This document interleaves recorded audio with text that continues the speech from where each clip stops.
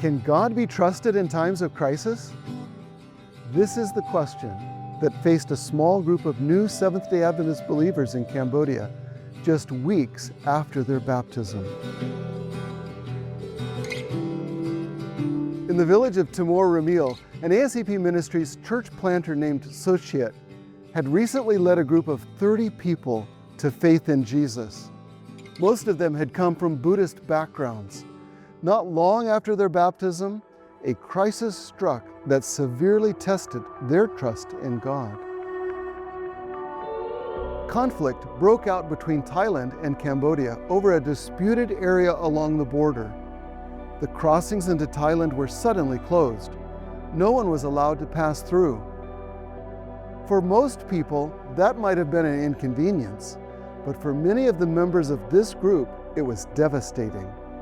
Their daily survival depended on crossing that border to find small jobs, harvest bamboo and wild fruits in the forest, and to do whatever they could to provide for their families. When the border closed, their income disappeared overnight.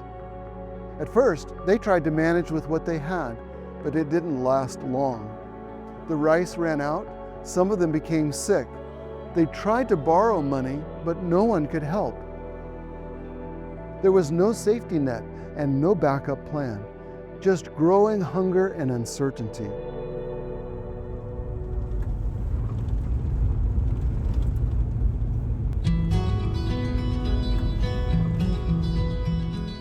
And yet, in the middle of the crisis, they were not alone. When Sochiet saw their situation, he didn't step back.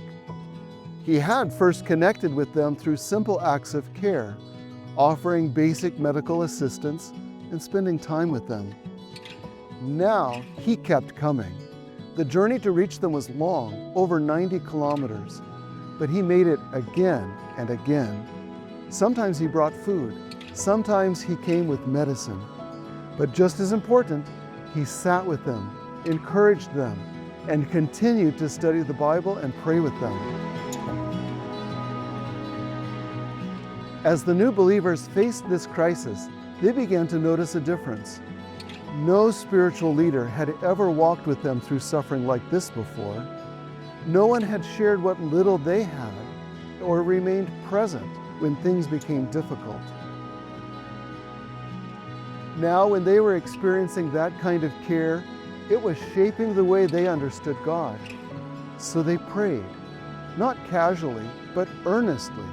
They asked God to provide, to open a way, to sustain them when there seemed no options left.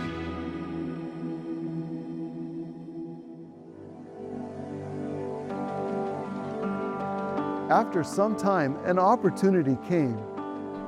Someone from a nearby village told them about construction work in another city. They were looking for laborers and needed several people immediately. For the group, it felt like an answer to prayer. But there was still a problem. They had no money to travel. They prayed again. The next day, the employer offered to cover transportation and food for those who had come. 7 members were selected from the families who had struggled the most. Before they left, the group gathered to pray and give thanks. They committed themselves to continue trusting God, no matter what lay ahead. Can God be trusted in times of crisis? The answer is yes. He sees us not just in a spiritual sense, but in the realities of everyday life, in hunger, in sickness, in uncertainty. He often answers prayers through people like Sochiet, who are willing to become the hands and feet of Jesus. At ASAP Ministries, we believe this is how the gospel will finally reach every corner of Southeast Asia and around the world. Through those who choose to go, through those who choose to give, and for those who choose to be a part of God's mission wherever He calls, even in times of crisis. Will you answer His call today? Because Jesus is coming soon. Now, more than ever, mission matters.